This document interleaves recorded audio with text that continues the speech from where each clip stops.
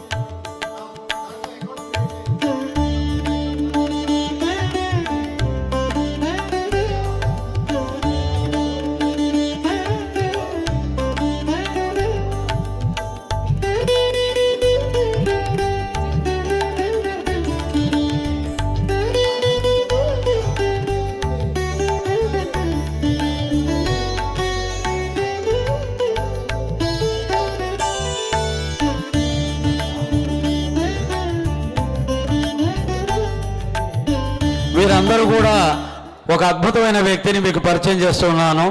చూడండి, వీరి పేరు శ్రీ రమణమూర్తి గారు.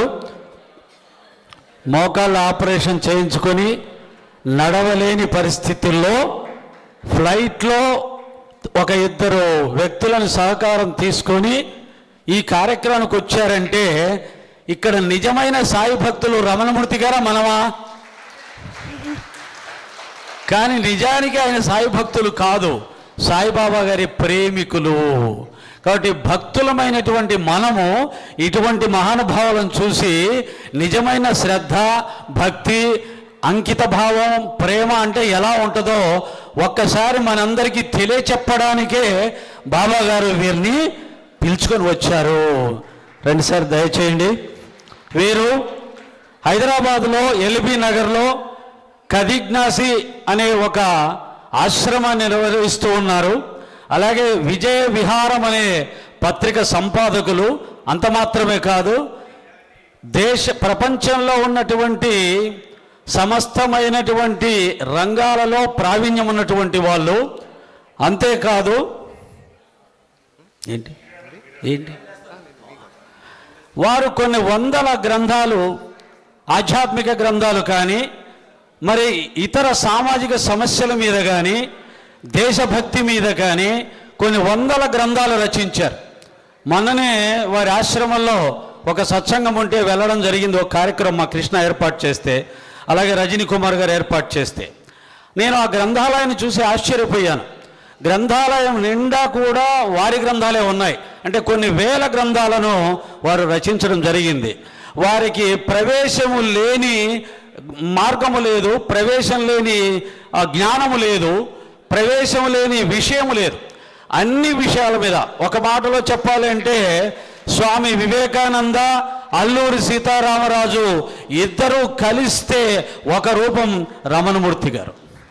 అటువంటి రమణమూర్తి గారిని సాయి తత్వంలో మనందరం కూడా ప్రస్తుతం బాబా గారి మీద వస్తున్న విమర్శలకి సాయి భక్తులైన మనము కూడా సమాధానం చెప్పలేని పరిస్థితిలో ఉన్నప్పుడు వారు బాబా తత్వానికి బాసటగా నిలిచి బాబా గురించి ఎవరైనా తప్పుగా మాట్లాడితే వెంటనే ఖండించడమే కాదు, ఈ భారతదేశానికి సమస్త ప్రపంచానికి కూడా సాయి తత్వం ఒక్కటే సమైక్యతను, శాంతిని ప్రసాదించగలదు అని చెప్పి నిలబడ్డటువంటి మహానుభావులు. కాబట్టే ఇంతమంది సాయి భక్తులు ఈ యొక్క ఉభయ తెలుగు రాష్ట్రాల్లో ఉన్నా కానీ బాబాతో ఎటువంటి భక్తి బంధము లేకపోయినా సరే బాబా గారు సెలెక్ట్ చేసుకొని వారిని ఈ కార్యక్రమానికి పిలిపించుకున్నారు. అంత మాత్రమే కాదు, ఈ ఆఖరి గంట సమయంలో వారి సత్సంగాన్ని ఏర్పాటు చేసుకున్నప్పుడు నాలాంటి వాళ్ళు కూడా భయపడ్డాం.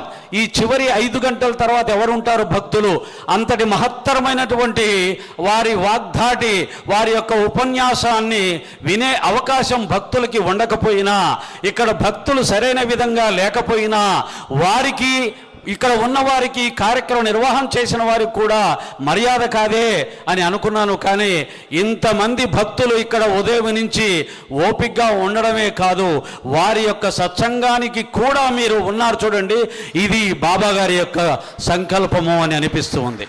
అటువంటి రమణమూర్తి గారిని భారతదేశానికి సాయి తత్వం యొక్క ఆవశ్యకత ఏమిటి అనేది ఇప్పుడు వారి మాటల్లోనే మీరు వింటే బాగుంటుందని, అదేవిధంగా వారు ఇంతటి అనారోగ్య సమస్యలతో ఇబ్బంది పడుతూ కూడా ఎంతో ప్రయాసపడి వ్యయ ప్రయాసలు కూర్చి బాబా మీద ప్రేమతో, బాబా తత్వం మీద ఉన్న ప్రేమతో, మనందరి మీద ఉన్న ప్రేమతో ఒక మాట ఇస్తే ఆ మాటకు కట్టుబడి ఉండాలి బాబా గారి పద్ధతి.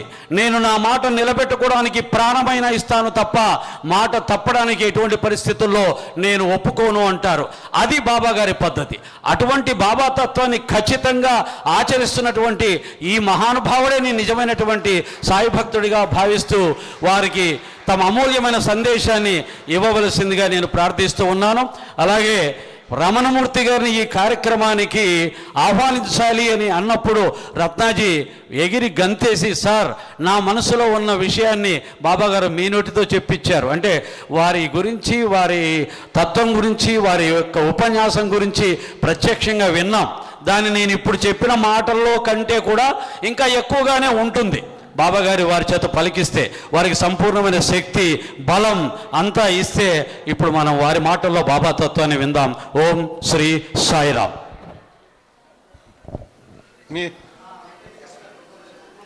సాయిరామ్ సాయిరామ్ సాయిరామ్.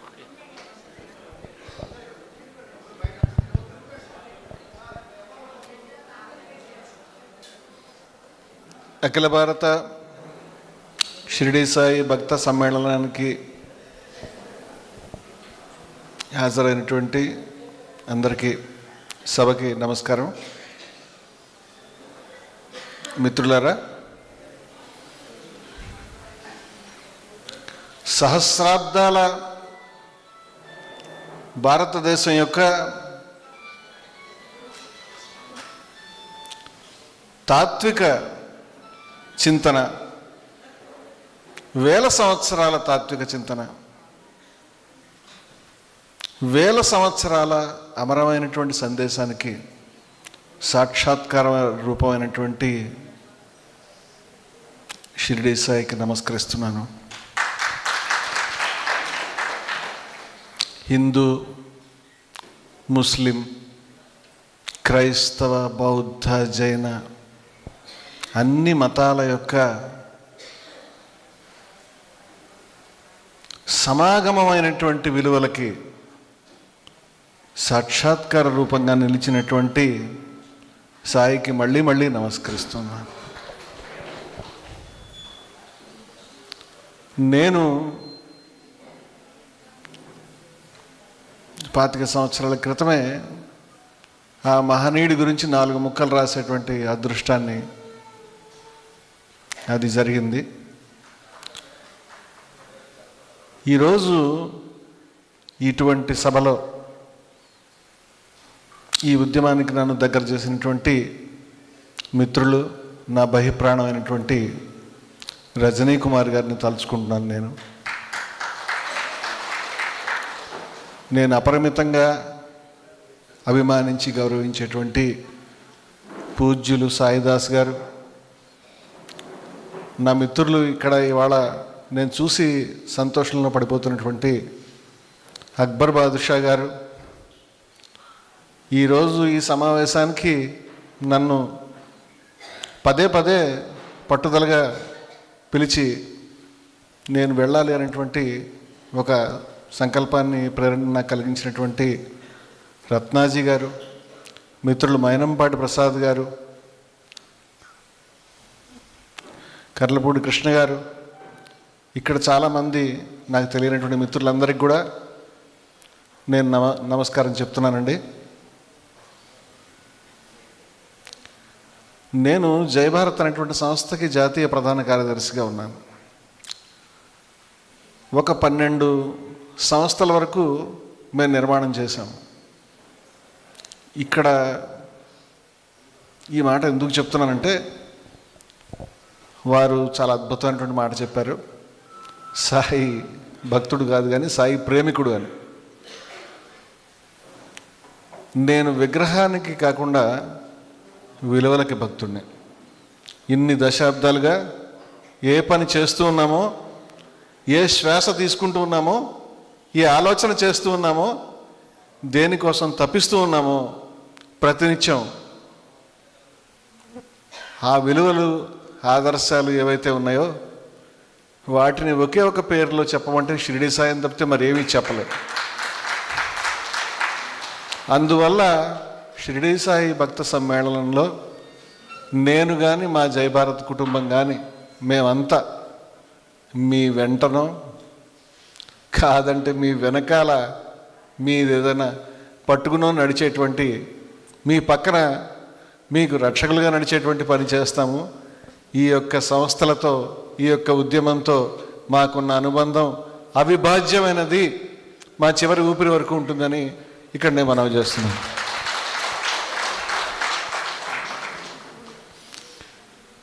రహస్యం వెనకాల రహస్యం వెనకాల రహస్యం ఉన్నట్టుగా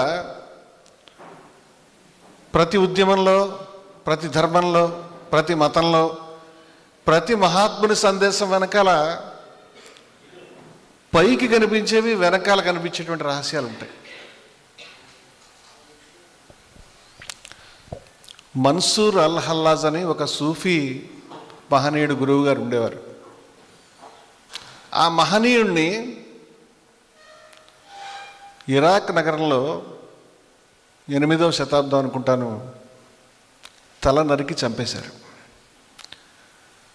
చంపే ముందు ఆయన దైవాన్ని ఉద్దేశించి ఈ మాటలు అన్నాడు. ఆయన ఏమన్నాడంటే, ఏ రహస్యాన్ని నువ్వు నాకు చూపించావో ఆ రహస్యాన్ని వీళ్ళందరికీ కూడా చూపించుంటే బహుశా వీళ్ళు నన్ను చంపేవారు కాదు. ఏ రహస్యాన్ని వీళ్ళకి మరుగుపరిచావో అది నాకు కూడా నువ్వు మరుగుపరిచి ఉంటే నాకు ఈ గతి పట్టేది కాదు.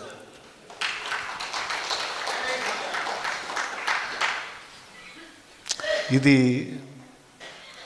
మహనీయులందరికీ వర్తిస్తుంది ఈ మాట. మనకు తెలియని రహస్యం ఏదో వాళ్ళు చూశారు. మనం చూడలేకపోతున్నది, మనం అందుకోలేకపోతున్నది, మనం అర్థం చేసుకోలేకపోతున్నది. షిరిడి సాయి వారి గురించి మీకు చెప్పగలిగేంత పెద్దవాడిని కొంచెం కూడా కాదు నేను. ఎందుకంటే చాలా సంతోషంగా ఉన్నాను. నేను భౌతికంగా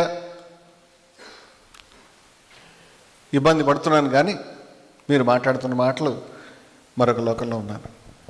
అటువంటిది వారి యొక్క మాట ఒకటి నన్ను అపరిమితంగా ఆకర్షించింది. అదేమిటంటే, మీరు అడిగిందల్లా నేను మీకు ఇస్తున్నాను. ఎందుకంటే నేను ఇవ్వగలిగేది ఎప్పటికైనా మీరు అడుగుతారేమో అని అన్నారు వారు. ఏమిటిది ఈ తిరకాసు ఏమిటి? వీళ్ళంతా తిరకాసుగా మాట్లాడతారు. యేసుక్రీస్తుని ఒకసారి, ఏమయ్యా ఎందుకు అర్థం లేకుండా మమ్మల్ని కన్ఫ్యూజ్ చేసేలాగా ఇట్లా తిరకాసుగా మాట్లాడతావు, ఉపమాన పద్ధతిలో మాట్లాడతావు అంటే ఇదే సూటిదారి అని చెప్పాడు ఆయన. మనకు అర్థం కావడానికి అదే సూటి అయినటువంటి మార్గం. ఇప్పుడు సాయిబాబా గారు ఇవ్వగలిగింది ఏమిటి, మనం అడగనిది ఏమిటి, మనం పొందుతున్నది ఏమిటి, మనం కోరుతున్నది ఏమిటి, వారు ఇవ్వగలిగింది మనం ఎందుకు అడగలేకపోతున్నామని వారే బాధ ఎందుకు పడ్డారు? ఇది సమస్య. అంటే షిరిడి సాయి తత్వాన్ని గురించి, మూర్తిని గురించి, మహత్వాన్ని గురించి, చరిత్రని గురించి మనకు ఏదైతే తెలుసుందో అంతకంటే ఏదో ఒక రహస్యం అక్కడ ఉన్నట్టు కనిపిస్తుంది. ఒక షిరిడి సాయి విషయాన్ని పక్కన పెడదాం. హిందూ మతం కూడా అంతే. హిందూ మతం అంటే మనకేం కనిపిస్తుంది? గుళ్ళు, గోపురాలు, భజనలు, భక్తులు, ఇంతేనా? మతం వెనకాల మతం, రహస్యం వెనకాల రహస్యం, మర్మం వెనకాల మర్మం ఉంటాయి. అందుకని శ్రీ నారాయణ గురు అనేక గుళ్ళు స్థాపించినటువంటి మహనీయుడు. ఆయన చరిత్ర రాశాను నేను. ఒక గుడిలో అద్దాన్ని పెట్టాడు. గురువుగారు ఏమి పెడతారో ఎవరికి తెలియదు. గుడి కట్టాలి, కడతారు. గురువుగారు మూర్తినిస్తే దాన్ని ప్రతిష్ఠిస్తారు. ఒక గుడిలో ఆయన నదిలో మునిగి ఓ రాయి తెచ్చి ప్రతిష్ఠించుకోండి అని అలా మొదలైంది. ఆయన అంటరాని కులంలో పుట్టాడు. నెయ్యర్ నదిలో మునిగి ఒక రాయిని తెచ్చిచ్చాడు. అది శివుడైంది అరువిపురం అనేటువంటి గ్రామంలో. మరొకసారి మరొక లక్ష్మీదేవి, మరొక గణపతి. ఒకరోజు ఆయన గుడి కట్టిన తర్వాత, స్వామి ఇక్కడ దీంట్లో ఏం స్థాపించమంటారంటే ఒక అద్దాన్ని ఇచ్చాడు. ఈ అద్దం పెట్టుకున్నాను. అద్దం లోపలికి వెళితే మనకి దేవుడు కనిపించడం, మనకు మనమే కనిపిస్తాం ఎవరికైనా పూజ చేద్దాం అనుకుంటే. ఏమిటి రహస్యం? ఈ కథ ఇంకొంచెం ముందుకెళ్ళిన తర్వాత ఆయన తర్వాత ఒక గుళ్ళో ఏం పెట్టక్కర్లేదని చెప్పాడు. మరో గుళ్ళో అసలు గుళ్ళే ఎక్కర్లేదని దాకా వచ్చాడు. ఇది మెట్టు మెట్టు ఎక్కిస్తూ మనని ఈ మహనీయులు పైదాకా నడిపిస్తూ ఉంటారు. వీళ్ళు మన ఎక్కడికి తీసుకెళ్ళదలుచుకున్నారు? వీళ్ళకి ఏం తెలుసు? వీళ్ళు మన నుంచి ఏం ఆశిస్తున్నారు? చిన్నపిల్లలు పేచీ పెట్టినట్టుగా మనం కేవలం చాక్లెట్లే అడుగుతున్నామా? ఎంతకంటే ఏదన్నా పెద్ద విషయం వీళ్ళ దగ్గర ఉందా అనేది ఆశ్చర్యం కలిగిస్తూ ఉంటుంది. ఈ ప్రశ్న నేను ప్రతిసారి వేసుకుంటూ ఉంటాను. అలాగే యేసుక్రీస్తు యొక్క ఫాలోయర్ కావాలంటే, క్రైస్తవుడు కావాలంటే ఏం చేయాలి? ఎవరినైనా అడిగితే మీరు క్రాస్ చేసుకోండి, బాప్తిస్మం తీసుకోండి, మీరు పొద్దున్న సాయంత్రం ప్రార్థన చేయండి అని చెప్తారు. మీరు బైబిల్ తిరగేస్తే యేసుక్రీస్తు అదే చెప్పాడని నేను వెతికాను. యేసుక్రీస్తు ఎవరైతే సిలువ తీసుకుని నన్ను వెంబడిస్తారో వాళ్ళే నా వాళ్ళు అని చెప్పాడు. సిలువ తీసుకుని వెంబడించడం అంటే అంతిమమైనటువంటి సత్యాన్ని గురించి ప్రాణాన్ని అర్పించడానికి సిద్ధం కావడం. అలాగే ఇస్లాంను మీరు తీసుకుంటే ఎంత పొడుగు పైజామా వేసుకోవాలి, ఎంత పొడుగు కుర్తా తొడుక్కోవాలి, గడ్డం ఎక్కడి దాకా పెంచాలి, ఎన్ని అంగుళాలు పెంచాలి, టోపీ ఎక్కడి దాకా పెట్టుకోవాలి, అరబ్బీ ఏ విధంగా చదవాలి, ఇదేనా? సత్కార్యం అంటే నీ ముఖాన్ని తూర్పుకు పడమరకు తిప్పుతూ కూర్చోవడం కాదు. సత్కార్యం అంటే అనాథల గురించి ప్రాణం ఇవ్వటం. ప్రాణం అనలేదు, ఇంకా చాలా కవితాత్మకమైన భాష. నీకు బాగా ప్రియమైన ధనాన్ని వెచ్చించడం అన్నారు. ప్రియమైన ధనం అంటే డబ్బులన్నీ, నా జేబులో డబ్బులు కట్టుంది 500 రూపాయల నోట్లు. దీంట్లో ప్రియమైన 500 రూపాయలు ఏది, అప్రియమైన 500 రూపాయలు ఏది? అన్నీ అప్రియ, ఒకటే విలువ కదా మనకి. అంచేత వాళ్ళు డబ్బు గురించి మాట్లాడట్లేదు. బాటసారుల గురించి, ఆపదలో ఉన్నటువంటి మహిళల గురించి నా ప్రియమైన ధనాన్ని వెచ్చించమంటే వాళ్ళు డబ్బు కాదు, నాకు అత్యంత ప్రియమైన ధనం నా ప్రాణం, దాన్ని వెచ్చించమని అడుగుతున్నాడు ఆయన. ఈ యేసుక్రీస్తు దగ్గరికి పరలోక రాజ్యాన్ని మనం పొందుదామని మనం ప్రయత్నం చేస్తే, ఒకసారి శిష్యులు అడిగారు, పరలోక రాజ్యం ఎక్కడుందయా బాబు అని. అది అక్కడ ఉందని ఇక్కడ ఉందని చెప్పలేము, ఇట్ ఈజ్ అమాంగ్ అస్, అది మన మధ్య ఉంది అన్నాడు. అది ఎక్కడో పైన ఉంది. ఈ ఫాదర్ గారు, చర్చి గారు మొత్తం పాసులన్నీ తీసి కూర్చున్నాడు.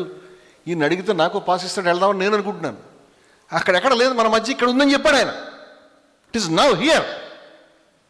గీతలు కూడా ఈ మాట చెప్పారు, ఈ హైవ తైర్చిత స్వర్గో, ఇక్కడే ఉన్నది. ఇహ అంటే ఇక్కడ స్వర్గాన్ని జయించవచ్చు అట్ ది మూమెంట్. అంటే ఈ క్షణం మనం వింటున్నా, మాట్లాడుతున్నా ఈ క్షణమే మన స్వర్గాన్ని జయించవచ్చు అని చెప్పింది గీత. ఈ పదునైనటువంటి మాట చుట్టూ అనేక సిల్క్ గుడ్లు ఉంటాయి. దాన్ని మనం పట్టుకోవాలి. ఎలా పట్టుకోగలుగుతాం? మన్సూర్ అల్-హల్లాజ్ దగ్గరికి మరోసారి వెళ్తాను. మన్సూర్ అల్-హల్లాజ్ అనల్ హక్ అని చెప్పాడు. అనల్ హక్ అంటే నేనే సత్యాన్ని అని. అప్పుడు ముస్లిం పెద్దలకు చాలా కోపం వచ్చింది. ఎందుకంటే హక్, సత్యం అంటే అల్లా యొక్క మరొక పేరు. నువ్వు అల్లా అని చెప్తావా, నువ్వు ఇంత ధైర్యమా నీకు అని. అప్పుడు ఆయన్ని వాళ్ళు ముక్కలు ముక్కలుగా ఓ చెయ్యి, ఓ కాలు అలా నరుకుతూ వచ్చారు. నరుకుతున్నప్పుడు అనల్హక్ అంటూనే ఉన్నాడు ఆయన. వీడికి బుద్ధి రావట్లేదు అనుకుంటున్నారు వాళ్ళు. మళ్ళీ కాళ్ళు చేతులు నరుకుతున్నారు. రక్తం ప్రవహిస్తుంది, స్మృతి తప్పిపోతుంది. ఆ క్షణాన ఆయన కింద పడి ఉన్నప్పుడు 2 కాళ్ళు 2 చేతులు నరికేశారు. అప్పుడు ఆయన ఏదో గొణుగుతున్నాడు. ఈ తలారివాడు గొణుగుతున్నాడని చూశాడు. అక్కడ నిలబడిన ముల్లా గారు కూడా వీడు గొణుగుతున్నాడని చూసి, వాడు ఏం గొణుగుతున్నాడు, ఇప్పుడు కానీ బుద్ధి వచ్చిందేమో, మనిషి మారాడేమో కనుక్కో అని అడిగాడు. అతను చెవి పెట్టి అల్హల్లాజ్ చెప్పింది వింటే ఆశ్చర్యపోయాడు. మళ్ళీ వచ్చి ఈయనకి చెప్పాడు. ఏమంటున్నాడు? ఆయన అంటున్నాడు, కొంచెం రక్తం తీసి ముఖానికి రాయమంటున్నాడు అని చెప్పాడు. ఈ పిచ్చి పట్టింది వీడికి. రక్తం తీసి ముఖానికి ఎందుకు రాయమంటున్నాడు? ఆయన దగ్గరికి మళ్ళీ చెవి పెడితే ఆయన చెప్పాడు, చాలా రక్తం వెళ్ళిపోయింది, నా ముఖం పాలిపోయింది. ఇంతమంది చూడడానికి వచ్చారు, 1000 మంది. నా ముఖాన్ని తెల్లగా పాలిపోయి చూసి భయపడ్డాను అనుకుంటారు. నేను భయపడలేదు. ఆ విషయం వాళ్ళకి అర్థం కావాలి, అంచేత ఈ రక్తం రాయి అని చెప్పాడు. ఇది చెప్తే ముల్లా గారికి అరికాయల మంట ఎత్తుకెక్కి వాడు నాలుగు కోసేయండి అన్నారు. తర్వాత వాడి తల నరికేశారు. ఆ తలను తీసుకెళ్ళి దాన్ని మళ్ళీ కాల్చి ఆ బూడిదని తీసుకెళ్ళి అక్కడ ఉన్నటువంటి టైగ్రిస్ నదిలో కలిపారు. అది చాలా సూఫీల కథలు అలా వెళ్తూ ఉంటాయి. అనల్ హక్ అంటే నేను సత్యాన్ని అని. ఈ మాటని కొన్ని వేల సంవత్సరాల క్రితం ఉపనిషత్తుల్లో అహం బ్రహ్మస్మి, నేను బ్రహ్మాన్ని అని చెప్పారు. ఇంకొంచెం ముందుకు వెళ్ళి తత్వమసి, అది నువ్వే అని చెప్పారు. ఇట్లా మనం తవ్వుతూ వెళ్తూ ఉంటే తాళం చెవి ఎక్కడొక్కడ దొరుకుతుంది మనకి. ఎందుకంటే ఈ మహనీయుడు ప్రకటించినటువంటిది వారి యొక్క మతం కబీరు, కులం పరవర్దిగార్ అని చెప్పారు. ఈ కబీర్ ఎవరు? కబీరు తెలియకుండా, షిరిడి సాయి తెలియకుండా, నారాయణ గురు తెలియకుండా, మహాత్మా గాంధీ తెలియకుండా, స్వామి వివేకానందుడు తెలియకుండా భారతదేశాన్ని ఎలా అర్థం చేసుకుంటావు? ఏం తెలుస్తుంది నీకు దేశాన్ని గురించి? ఏం తెలుస్తుంది హిందూ మతాన్ని గురించి? ఏం తెలుస్తుంది ఇస్లాం గురించి? తెలుసుకోవడం సాధ్యం కాదు. ఇప్పుడు మనకి మరుగుపరచబడి వాళ్ళకి తేటతెల్లమైనటువంటి సత్యం ఏమిటి? వాళ్ళకి కనిపించి మనకు కనిపించింది ఏమిటి? హిందూ మతం మనిషికి ఏం ప్రామిస్ చేస్తుంది? స్వర్గాన్ని ప్రామిస్ చేస్తుంది, వైకుంఠాన్ని ప్రామిస్ చేస్తుంది. క్రైస్తవం ఏం ప్రామిస్ చేస్తుంది? స్వర్గమే ప్రామిస్ చేస్తుంది. పరలోక రాజ్యం అంటే స్వర్గమే. ఇస్లాం ఏమని? అది కూడా స్వర్గమే ప్రామిస్ చేస్తుంది. నిజమేనా ఆ మాట? ఇప్పుడు మనం మళ్ళీ తవ్వితే, నేను ఒకసారి అనుమానం వచ్చి బైబిల్ అంతా వెతికాను. బైబిల్లో యేసుక్రీస్తు దైవకుమారుడు అని రాశారా అని. ఆశ్చర్యకరమైన విషయం ఏంటంటే దైవకుమారుడు అని ఎక్కడ రాయలేదు నేను చూసినంతవరకు. సన్ ఆఫ్ మ్యాన్, మనుష్య కుమారుడు అని రాశారు. చాలా ఆశ్చర్యం. ఆయన ఎప్పుడు చెప్పినా మనుష్య కుమారుడికి ఉండడానికి గుడిసె లేదు, ఉండడానికి తలదాచుకోవడానికి తోవలేదు, కట్టుకోవడానికి గుడ్డ లేదు, ఇలా చెప్తుంటాడు. ఈయన తన మనుష్య కుమారుడు అంటే ఈయనేమో దైవకుమారుడు అని చెప్పారు. ఇప్పుడు శిష్యులు చాలాసార్లు ఆపోజిట్ డైరెక్షన్లో మనం తీసుకెళ్తారు. అంతేకాదు, మీరు బైబిల్ని చదివితే కనుక, నేను క్రైస్తవులకు వ్యతిరేకంగా మాట్లాడడానికో, ముస్లింలకు హిందువులకు వ్యతిరేకంగా మాట్లాడడానికి రాలేదు. నేను మర్మాన్ని తెలుసుకోవడానికి గురించి, మర్మాన్ని మనతో కలిసి అన్వేషణ చేసే మాటలు చెప్పడం గురించి వచ్చాను. ఎందుకంటే వారు ఇవ్వదలుచుకుంది ఏదో మనం మిస్ అవుతున్నాం కాబట్టి అది మనం పట్టుకోవాలి. క్రీస్తు నీతి నిమిత్తము హింసించబడువారు ధన్యులు, పరలోక రాజ్యం వారిది అని మొదలవుతుంది బైబిల్లో. దాంట్లో చెప్తాడు, సమాధానపరచువారు ధన్యులు, వారు దైవ కుమారులు అనబడుదురు అని.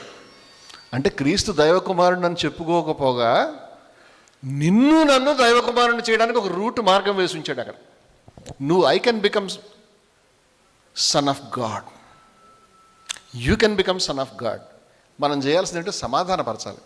సమాధానపరచడం అంటే చెడుకి మంచికి, న్యాయానికి అన్యాయానికి, దౌర్జన్యానికి నిస్సహాయతకి మధ్య, డబ్బు ఉండడానికి లేకపోవడానికి, ఈ అంతరాలు ఏవైతే ఉన్నాయో, ఈ వైరుధ్యాలు ఏవైతే ఉన్నాయో వాటిని నిలబడి మాట్లాడాలి.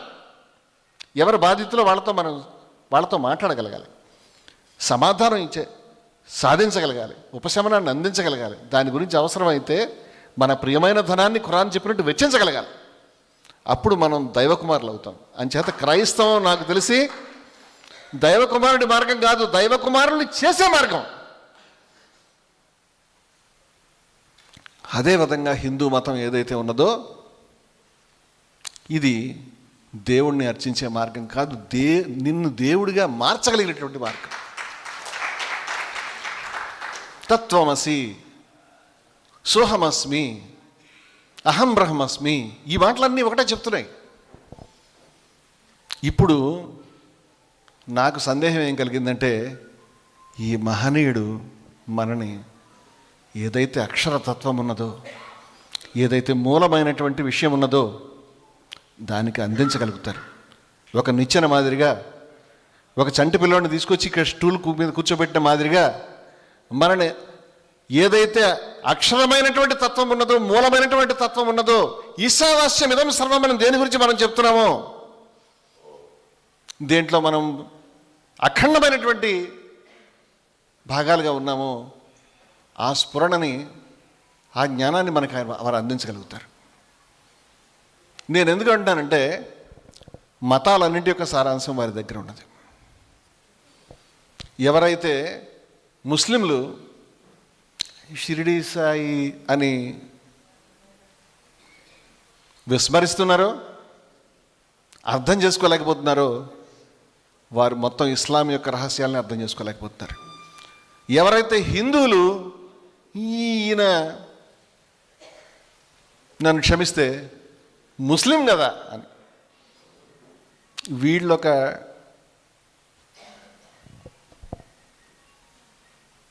ఈ పిచ్చిబుర్ర కలిగినటువంటి వీళ్ళకి మతం అక్కర్లేదు, రహస్యం అక్కర్లేదు, వారు చెప్పిన శ్రద్ధ, సబూరి, వినయం అలాంటివి లేనేలేవు.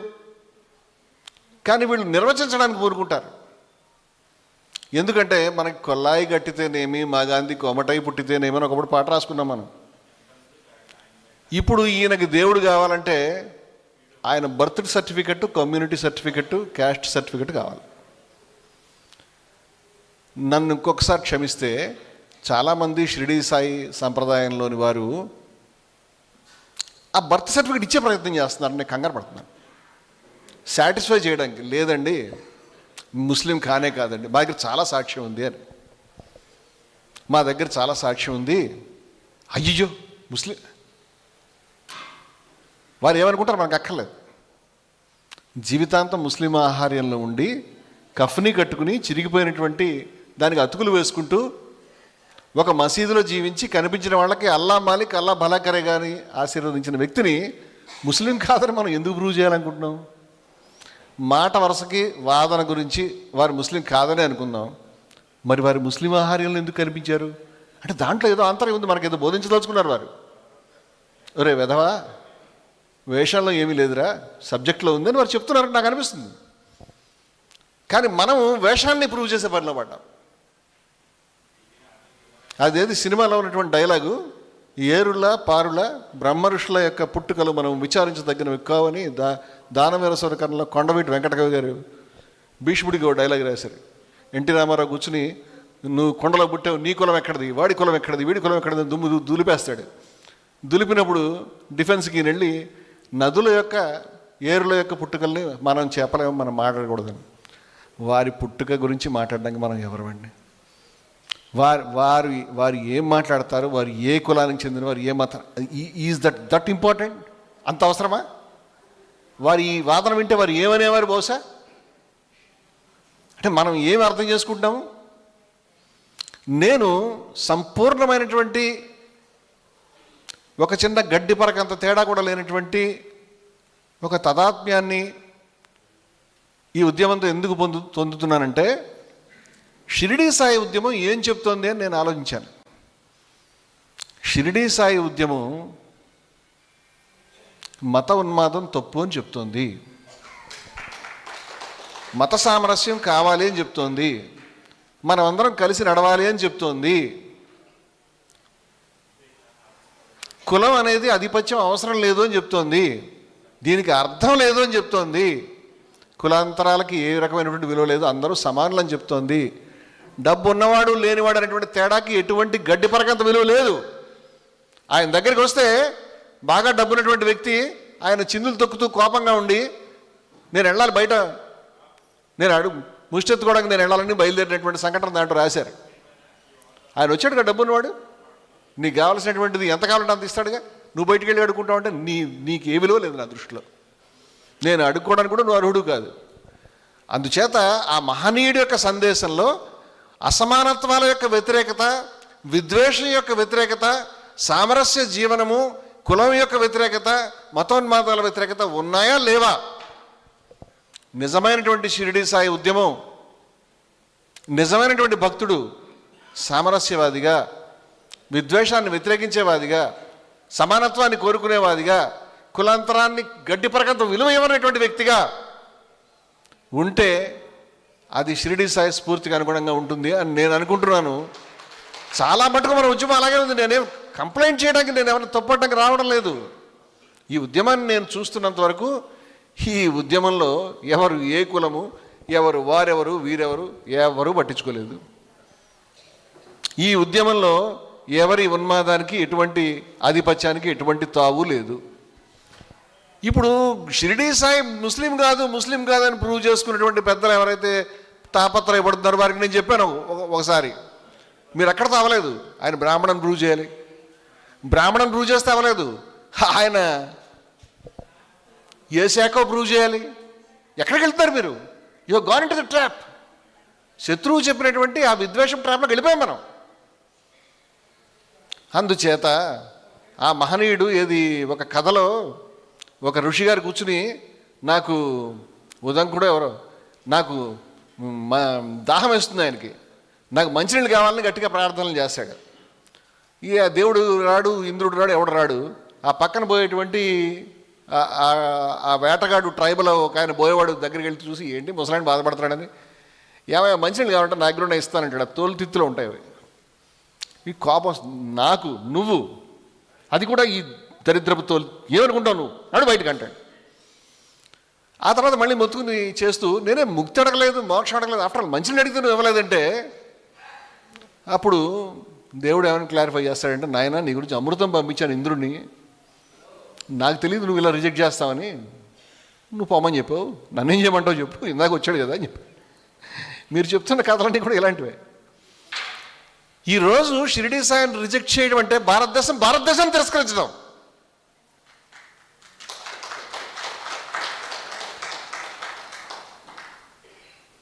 ఈరోజు ఆ మహనీయుడు షిరిడీలో ఏది చేశాడో, హిందువుల్ని కూర్చోబెట్టి రాముడి యొక్క కార్యక్రమం చేయించడం, ముస్లింలు కూర్చోబెట్టి మరో కార్యక్రమం చేయించడం. వారు ఇందాక చెప్పారు, ఈ పుస్తకాలు చదవండి అని. ఆ భావార్థ రామాయణం, ఇంకా చాలా పుస్తకాలు చెప్పారు. చాలా సంతోషం కలిగింది నాకు. హిందువుని హిందూ ధర్మానికి దగ్గరగా చేయడానికి సన్నిహితంగా చేశాడా? ఎవరినైనా కన్వర్షన్ చేయమని చెప్పాడా? ఎవరినైనా చేశాడా? అల్లా అనే మాటకి వీళ్ళు చెవుల్లో సోలం గుచ్చుకున్నట్టు ఎందుకు బాధపడుతున్నారు? నన్ను రమణమూర్తి అని ఒకళ్ళు, ఇంటికి వెళ్తే నాన్న అని ఒకళ్ళు, స్నేహితుడు వచ్చి ఫ్రెండ్ అని ఒకళ్ళు, ఇంకోళ్ళు ఎవరు పిలిస్తే నేనే అవుతాను. ఆయా ప్రాంతాల్లో ఆయా వ్యక్తులు పెట్టుకున్నటువంటి పేర్లు. అల్లాహ్ అంటే ఈశ్వరుడు తప్పితే ఇంకేం అర్థం ఉంది?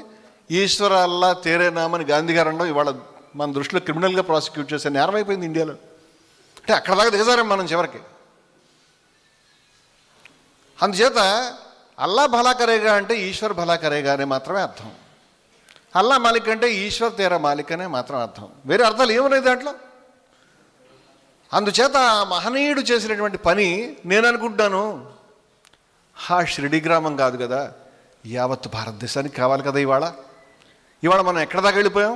వాళ్ళు, మనము వాళ్ళు.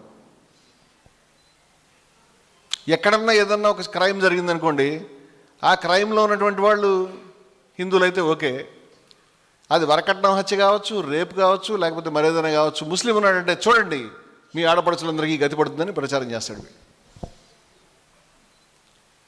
జునైద్ అనేటువంటి పిల్లవాడు పండక్కి ఊరెళ్తుంటే రంజాన్కి ట్రైన్లో నీ పేరేంటని అడిగితే జునైద్ అని చెప్పినందుకు చంపేశారు. ఇప్పుడున్న పరిస్థితి. ఈ రోజుల్లో ముస్లింలు బయట తిరగొద్దని ఒకళ్ళు మెసేజ్లు పెట్టుకున్న పరిస్థితులు వచ్చినాయి. దురదృష్టవశాత్తు లేదా అదృష్టవశాత్తు మన ప్రాంతంలో ఇంకా అంత సెగ తగలడం లేదు. ఉత్తర భారతదేశంలో చాలా తీవ్రంగా ఉన్నది. మా తెలంగాణలో కూడా కొంత తగులుతూ ఉంది, కర్ణాటకలో కూడా కొంత తగులుతూ ఉన్నది. చాలామందికి ఇళ్ళు ఇవ్వరు, చాలామందిని దగ్గరకు రానివ్వరు.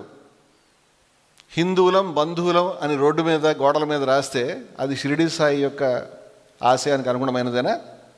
దాన్ని మనం ప్రొటెస్ట్ చేయాలి కదా. హిందువులు బంధువులు కాదు, మానవులంతా బంధువులే. హిందువులు ముస్లింలు పరస్పరం బంధువులు కదా.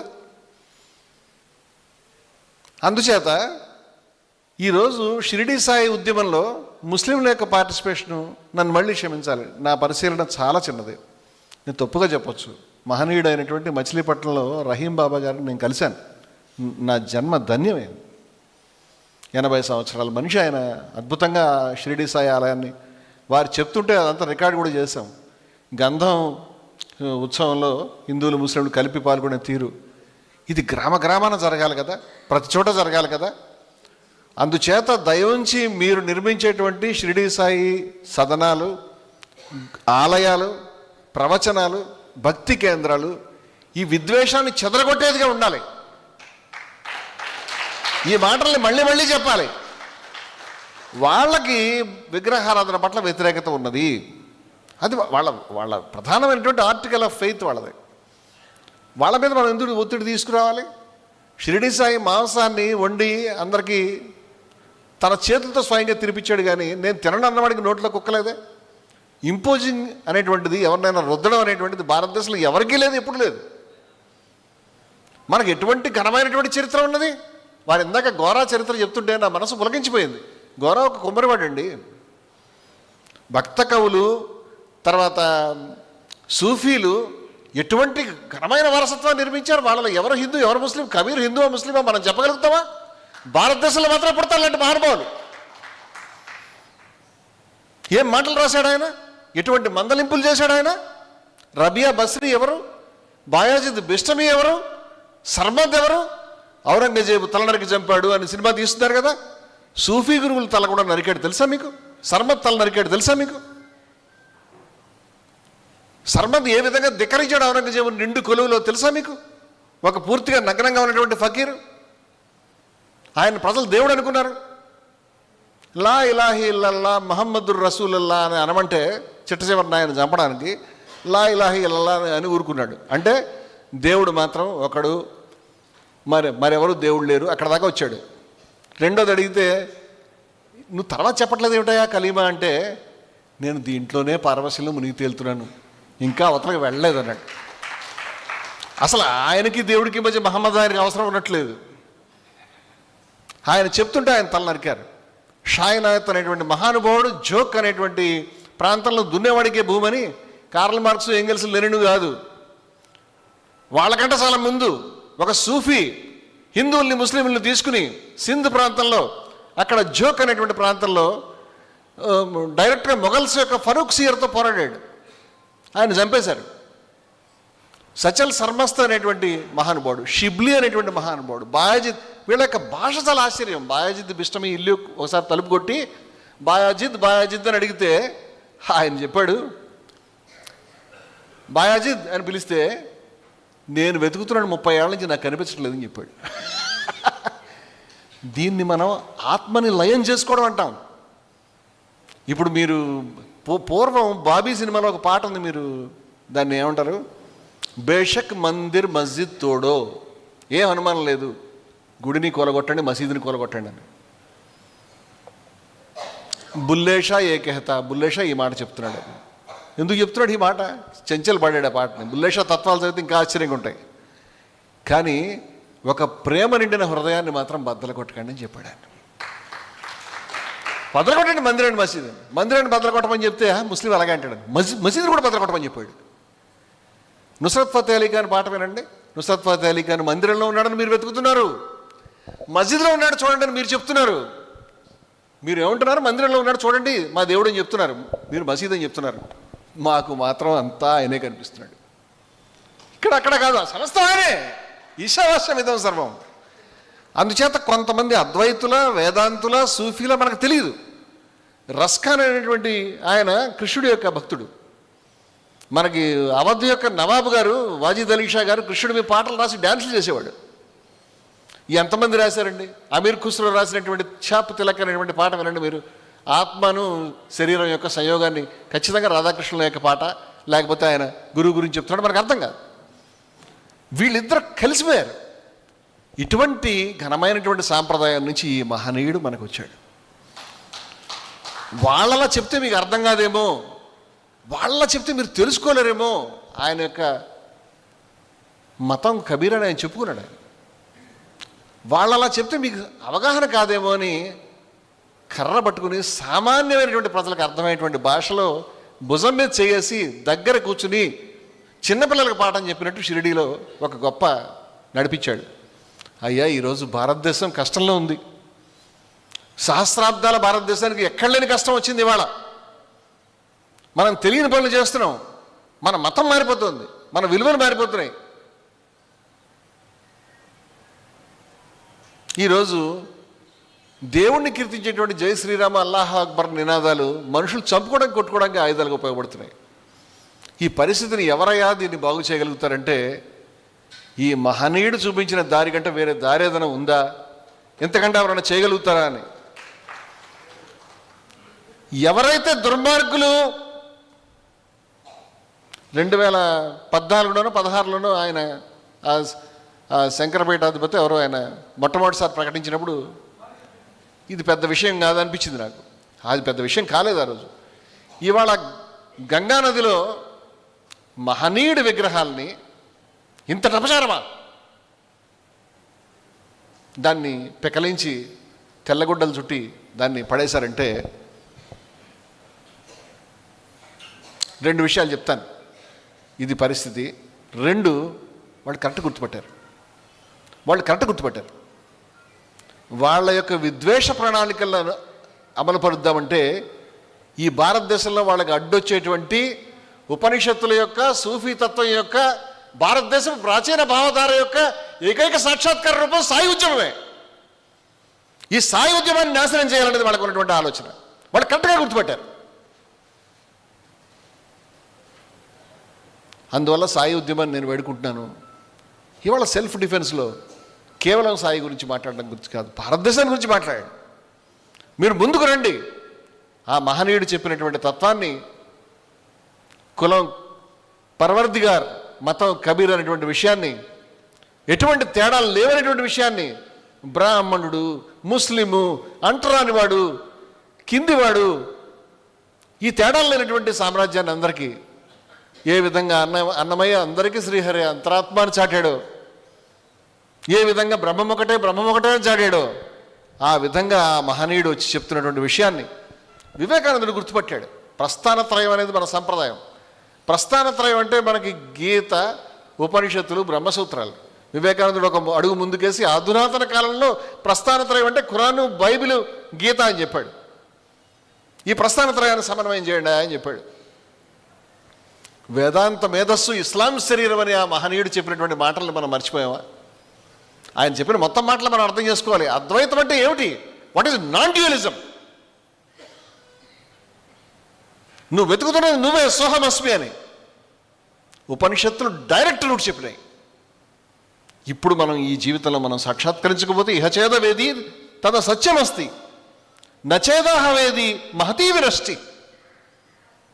ఇప్పుడు కనుక మనం సాధించుకుంటే మన జీవితం సాఫల్యాన్ని అందుతుంది. వారు ఏదైతే ఇవ్వదలుచుకున్నారో దాన్ని మనం అందుకోగలిగితే మన జీవితం సాఫల్యం అవుతుంది. ఏదైతే దాన్ని మనం పక్కన పెడతామో ఈ జీవితం మహానాశనానికి గురవుతుంది. ఎలాగ దీన్ని సాధించుకోవడం? ఉపనిషత్తు చెప్తుంది, భూతేషు భూతేషు విచిత్య ధీరా, సర్వ ప్రాణులందు దీన్ని వీక్షించిన వాళ్ళు ప్రత్యాస్మే లోకాద అమృతాభవంతి, ఈ లోకాన్ని దాటి వెళ్ళి అమృతులవుతున్నారు, అమరులవుతున్నారని చెప్తుంది.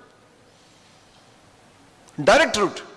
సమస్త ప్రాణుల్లోని దైవాన్ని చూడటం, సమస్త ప్రాణులను దైవం యొక్క అంశగా అర్థం చేసుకోవటం, ఎవరిని ద్వేషం లేకుండా ఉండడం. మా విద్వేషావహై అద్వేష్ట మైత్ర కరుణయవచ. మన ధర్మం ఇది, మన సంస్కృతి ఇది, మన మాటలేదు. ప్రపంచంలో ఎవరు చెప్పలేదు ఈ మాటలన్నింటినీ.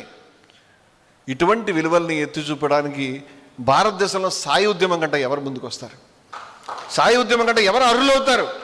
ఈ మహనీయుడు అడుగుజాడల్లో ఇవాళ ఇంతమంది నిలబడ్డారే, ఇంతమంది మహిళలు. ఇవాళ సమయం 5 అవుతుందో 6 అవుతుందో 2 రోజుల నుంచి నేను లైవ్లో కూడా చూస్తూ ఉన్నాను. ఎంత భక్తి శ్రద్ధలతో, ఎంత అద్భుతంగా. ఇదేమి రాజకీయాల మీటింగ్ కాదు, ఎవరికైనా బెనిఫిట్ వచ్చేటువంటి మీటింగ్ కాదు. అపారమైనటువంటి భక్తి శ్రద్ధలతో మీరున్నారు అమ్మా.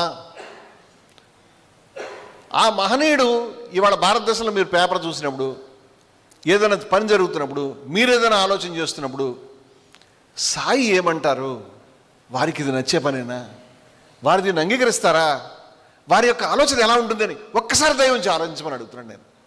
మన జీవితాన్ని సాయి తత్వానికి సంపూర్ణంగా అనువుగా మనం తీర్చిదిద్దుకుందాం.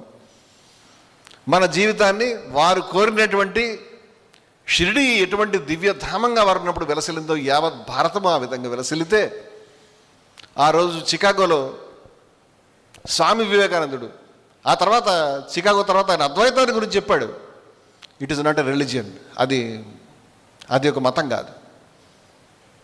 The religion of future enlightened humanity. భవిష్యత్తులో మనుషులు బాగా వికసితులైన తర్వాత అదొక స్టేట్ ఆఫ్ మైండ్ అన్నాడు.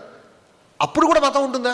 అటువంటి మనుషులకి ఉంటుంది. దాని పేరు నాన్ డ్యూరిజం, అద్వైతవాది అని చెప్పినటువంటి వాడు సర్వ ప్రాణుల్ని ఈశ్వరమయంగా వీక్షించగలిగినటువంటి స్థాయి, సర్వ ప్రాణుల్లోనూ ఈ ఈశ్వరతత్వాన్ని చూడగలిగినటువంటి ఈ అద్భుతమైనటువంటి దృష్టి అది ఎవరికి ఉంటుంది, ఎవరిలో ఉంది ఇప్పుడు అని ఆలోచించి హిందువుల్లో లేదు అని చెప్పాడు. నేను కాదు, వివేకానందుడు చెప్పాడు.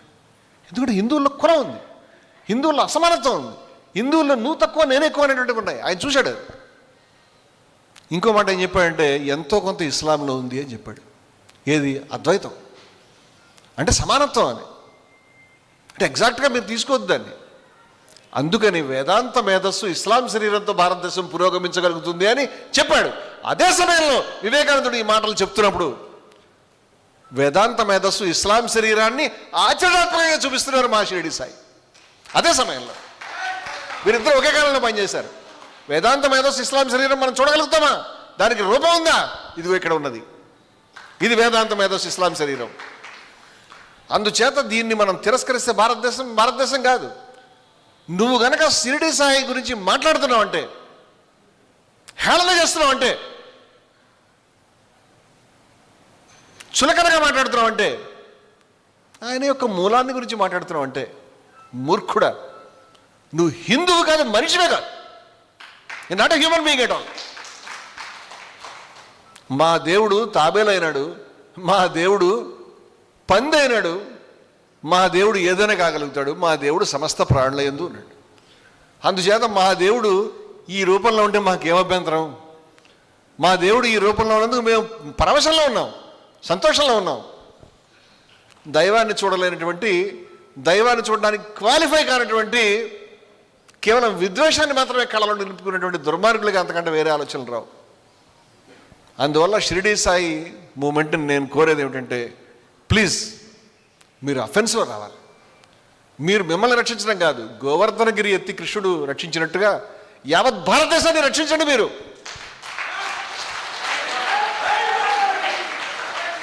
వాడవాడల షిరిడి సాయి యొక్క ఉద్యమం రావాలి. ముస్లింలకి దారి ఇవ్వండి. ఒకవేళ వాళ్ళు అర్చన చేయకపోయినా, వాళ్ళు విగ్రహాన్ని పూజించకపోయినా తత్వాన్ని గురించి చెప్పండి వారికి. నా రిక్వెస్ట్ ఇది. ఎందుకంటే ముస్లిమ్స్ వెళ్ళిపోకూడదు ఈ ఉద్యమం నుంచి, వారు అంగీకరించరు. నేను అడుగుతున్నా, ఏ పనైనా జరుగుతుంటే వారు అంగీకరిస్తారా? వారు ఏమంటారు? ఒక పతివ్రత, ఒక స్త్రీ గతంలో, ఇప్పుడు కాదు ఒకప్పుడు, మా వారు ఏమంటారో అన్నట్టుగా మనం ఉండాలి. వారు ఏమంటారో దీన్ని అంగీకరిస్తారా? కులాన్ని గురించి వారు అంగీకరిస్తారా? ఆయన బయటకు అంగీకరిస్తారా? ఉన్నావులో మనం పశువుల మాంసం తిన్నారని దళితుల్ని మొత్తం చొక్కాలు ఇప్పించి కొట్టాం, వారు అంగీకరిస్తారా? దళితుడు మోటార్ సైకిల్ నడుపుతున్నాడని తమిళనాడు చేతులు నరికారు, వారు అంగీకరిస్తారా? పిఠాపురంలో అన్యాయం జరిగింది, వారు అంగీకరిస్తారా? కులం పేరు మీద హత్యలు జరుగుతుంది, వారు అంగీకరిస్తారా? మతం పేరు మీద జై శ్రీరామ్ అనమని తబ్రేజ్ అన్సారిని చేతులు రెండు కట్టి కొట్టి చంపాం, వీడియోలు ఉన్నాయి. అంగీకరిస్తారా వారు? ఈ దేశం ఇది. వాళ్ళ ఈ పరిస్థితిలో ఉన్నాం మనం. బంగ్లాదేశ్లో చంపుతున్నారు, విద్వేషానికి రంగులు లేవు. బంగ్లాదేశ్లో హిందువులను చంపుతున్నారు, వారు అంగీకరిస్తారా? షిరిడి సాయి యొక్క తత్వాన్ని మనం పెద్ద స్థాయిలో తీసి దేశం చీలేదా అసలు? ఈ దేశాన్ని మళ్ళీ మనం కలపగలుగుతాం, భారత ఉపఖండాన్ని సమైక్య భారతాన్ని మనం సాధించగలుగుతాం. దారి ఇది.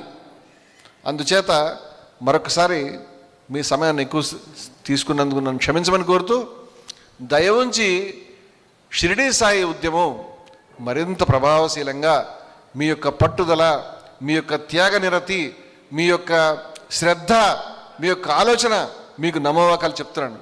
ఇవాళ చాలా గొప్ప ఉద్యమం నడుస్తూ ఉంది. ఈ ఉద్యమాన్ని సంఘటితపరచడానికి పెద్దలు మీరు పడుతున్నటువంటి తాపత్రయం చాలా అద్భుతంగా ఉన్నది. అంచేత ఈ ఉద్యమాన్ని సంఘటితపరచండి. ఆంధ్ర, తెలంగాణ, మిగతా రాష్ట్రాలకు లోపల తీసుకెడదాం. మేము జైహో పేరు మీద హిందూ ముస్లిం సమైక్యత దినాలు పాటిస్తున్నాం. దాని మధ్యలో ఉన్నాం. ఇప్పుడు డిసెంబర్ 19 అష్ఫాక్ బిస్మిల్ చనిపోయిన రోజు నుంచి గాంధీ చనిపోయిన జనవరి 30 దాకా హిందూ ముస్లిం సమైక్యత దినాల వారి యొక్క నివాళి, వారి ఆలోచనలకు నివాళి. మేము ప్రతి వార్డులో ఇవాళ 14 రాష్ట్రాల నుంచి జనాలు తీసుకొచ్చి జాతీయ సమ్మేళనం జరిపి మేము 14 కాశ్మీర్లో, రాజస్థాన్లో, తమిళనాడులో, కేరళలో ఇవాళ హిందూ ముస్లిం సమైక్యత మీటింగ్స్ పెడుతున్నాం, ప్రతిజ్ఞలు చేయిస్తున్నాం. ఈ ఉద్యమం ఆ మహనీయుడి యొక్క నివాళి. ఇది షిరిడి సాయి మార్గం తప్పితే మరే మార్గం కాదు. అందుచేత ఇటువంటి భావస్ఫోరకమైనటువంటి దారికి ఈ ఉద్యమం మీరు తీసుకురాగలుగుతారు. ఇంకొంచెం ఎక్కువ తీసుకురామని, ఒకవేళ తెలిసి తెలియక పొరపాటున ఏదైనా మాట్లాడితే ఈ అల్పుడిని క్షమించమని నేను కోరుకుంటూ అందరికీ కృతజ్ఞతలు చెప్తూ ముగిస్తున్నానండి. శ్రీ రమణమూర్తి గారు వారి యొక్క అమూల్యమైన సమయాన్ని కేటాయించి వారి 2 కాళ్ళకి కూడా మోకాలు సర్జరీ చేయించుకుని సుమారు 15-20 రోజులు కూడా అయ్యిందో లేదో అటువంటి పరిస్థితుల్లో కూడా ఈ అఖిల భారత షిరిడీ సాయి భక్త సమ్మేళనానికి వచ్చి ఎట్లయినా వారు సందేశం ఇవ్వాలని చెప్పని వారి మనసులో కూడా బాబా గారు కనిపించి, నీకు ఆరోగ్యంగా ఉన్నా లేకపోయినా కూడా నీ కాళ్ళకి సర్జరీ అయినప్పటికీ మీరు వెళ్ళి అక్కడ భక్తులకు సందేశం ఇవ్వాలని చెప్పి వారి మనసులో మరి చెప్పారో ఏమో కానీ మనందరి మీద ప్రేమాభిమానాలతోటి ఇక్కడికి వచ్చి వారి యొక్క నేటి సమాజంలో సాయితత్వం యొక్క ఆవశ్యకత గురించి వివరంగా విపులీకరించినందుకు వారికి షిరిడీ సాయి సేవాదళ్ హైదరాబాద్ తరపున, అలాగే ఇక్కడ తాళ్లపూడి రైస్ మిల్లర్స్ అసోసియేషన్ సభ్యులైనటువంటి చైర్మన్ గారు సింహాద్రి జనార్దన్ రావు గారు సభ్యుల తరపున, అలాగే తాళ్లపూడి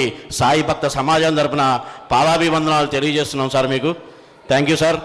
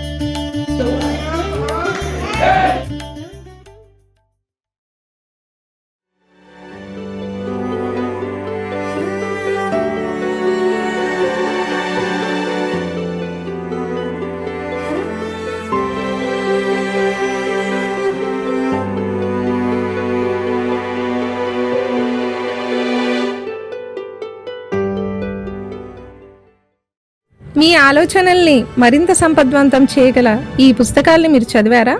ప్రతులకు జై భారత్ పబ్లికేషన్స్ 9848030089.